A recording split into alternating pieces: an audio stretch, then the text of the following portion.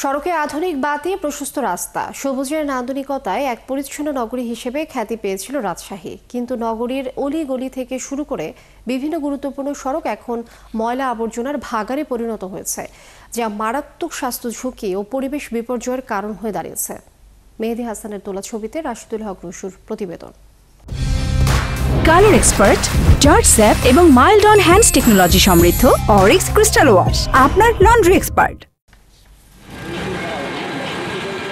পরিচ্ছন্ন নগরী হিসেবে দেশব্যাপী পরিচিত রাজশাহী শান্ত সবুজে ঘেরা নগর, যার প্রশস্ত সড়কগুলো সবসময় থাকে পরিচ্ছন্ন। তবে সম্প্রতি মহানগরীর কিছু কিছু এলাকা যেন পরিণত হয়েছে খোলা ডাস্টবিনে।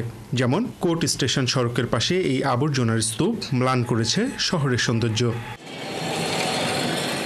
এলাকাবাসী বলছেন, সড়কের পাশে পড়ে থাকা ময়লার স্তূপ একদিকে পরিবেশ দূষণ করছে, অন্যদিকে দুর্গন্ধের কারণে মুশকিল হচ্ছে বসবাস করা। বর্ষার সময় একটু পানি হচ্ছে, পানি হওয়ার পরে দেখা যায় এমনি রোদ হচ্ছে, রোদ হওয়ার পরেই আপনার হচ্ছে যে গন্ধ ছড়াচ্ছে, এমন গন্ধ যে আমরা এখানে থাকতে পারি না। তো দুর্গন্ধ যে এলাকা গোটাটাই মনে করেন যে দুর্গন্ধে মনে করেন যে একবারে মানুষজন অস্থির হয়ে যায়। এই জায়গাটার জন্য এই শহরের ভাবমূর্তিটা একটু ক্ষুণ্ণ হয়েছে এবং বিভিন্ন জায়গাতে এই বিষয় নিয়ে একটু সমালোচনাও হয়। অন্যদিকে মহানগরীর সিটি হাট থেকে কাশিয়াডাঙ্গা যাবার সড়কের দুপাশেও একই অবস্থা। সেই পথে চলাচলকারী সহ আশেপাশের বাসিন্দা, শিক্ষা প্রতিষ্ঠানের শিক্ষক শিক্ষার্থী সবাইকে পড়তে হচ্ছে নিত্যদিনের ভোগান্তিতে। তাদের অভিযোগ, বারবার অভিযোগ দেয়া হলেও নীরব সিটি কর্পোরেশন।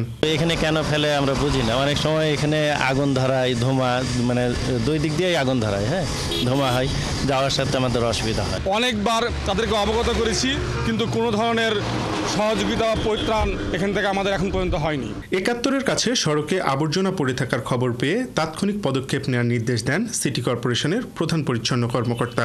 তিনি জানান, ডাম্পিং স্টেশন পরিপূর্ণ হয়ে যাবার পর থেকেই বর্জ্য ব্যবস্থাপনায় সংকট শুরু হয়েছে। আবর্জনা যেখানে আমরা ফেলি বা ফাইনাল ডাম্পিং হয়, এটা আসলে এখন টোটালটাই ভরে গেছে এবং সত্যি কথা যেটা সেটা হলো যে আসলে ব্যবহারের অনুপযোগী আমাদের বর্তমান অত্যাধুনিক কিছু যন্ত্রপাতি আছে, এক্সকাভেটর, তারপর পেলোডার, এই ধরনের জিনিসপত্রের সহযোগিতায় কিন্তু আমরা এখনও এটা রেখেছি এবং এটা দ্রুতই হয়তো নতুন ভাগার বা নতুন আবর্জনা আধার যদি আমরা সৃষ্টি করতে পারি, তবে এই সমস্যা থেকে সমাধান হবে।